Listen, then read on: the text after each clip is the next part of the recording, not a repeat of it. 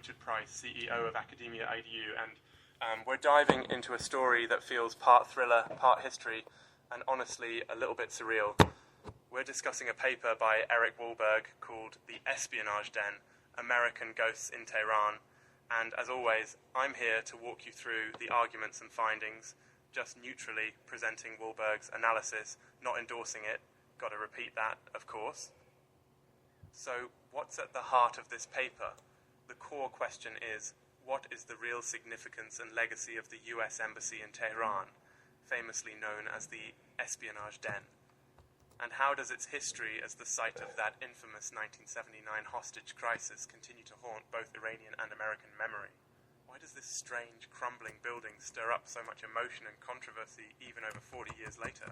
Wahlberg digs into the layers of history, myth, and modern-day politics swirling around the embassy, offering a kind of guided tour through one of international diplomacy's most notorious flashpoints. Let's set the scene because, wow, it's colourful. According to Wahlberg, the embassy in Tehran is a destination filled with drama, symbolism, and, well, a certain ghoulish nostalgia. Murals outside show the Statue of Liberty with a skull for a face and slogans like "Death to America" inside. You'll apparently find old 1970s computers and mannequins dressed as spies sitting in glass cubicles guarded by giant Yale locks. It's like a Cold War museum mixed with propaganda and a touch of bad high school field trip vibes.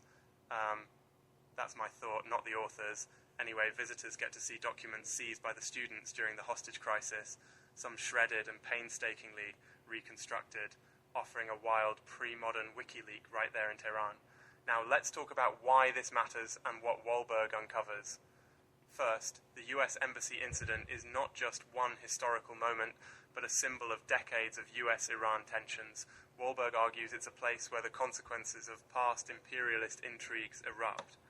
He mentions, for example, the shadow of the 1953 CIA-backed coup against Iran's Prime Minister Mossadegh, an event a lot of Americans probably don't know much about, but which deeply shaped Iranian attitudes toward the US.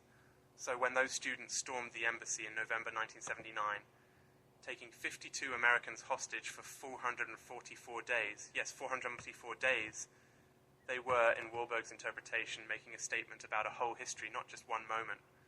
According to the paper, after the crisis, the embassy became a Revolutionary Guard training center and eventually a museum, the Den of Spies, as it's still called in Iran. The displays are designed not just to tell the story of those 444 days, but to remind every visitor, and especially Iranians, of a complicated relationship with the West. Wahlberg even notes how murky the history is. Official American reports now confirm some CIA agents were among the hostages, making the museum's nickname, in his view, not total fantasy. The methods here are really a blend of on-the-ground reporting. Wahlberg describes his own attempts to visit, the hurdles for Canadians and Brits in even entering Iran, plus interviews and casual conversations with Iranians, who are surprisingly eager for better relations with the US. He tours the embassy with a guide named Shadan, who wistfully remembers a time of optimism and multiculturalism at the American school in Tehran. Makes you wonder how everyday people see all this, right? The paper also pulls in pop culture. The film Argo, which Wahlberg points out, is, well, not so accurate. He recounts how the real Canadian ambassador, Kenneth Taylor, helped rescue 6 diplomats, but was frustrated by the Hollywood narrative that portrayed Canada as passive and the CIA as the lone hero. A reminder, Wahlberg's point isn't to diminish anyone's bravery, but to nudge us into questioning the stories we accept as the truth. Because, you know, reality is always messier than the movie version. What can listeners take away here? Maybe it's that history isn't a single story, it's layers and contradictions piled on top of each other. Visiting a site like the Espionage Den, even just in your mind, forces you to ask, how do nations remember the past? How do propaganda and real-life trauma mix together?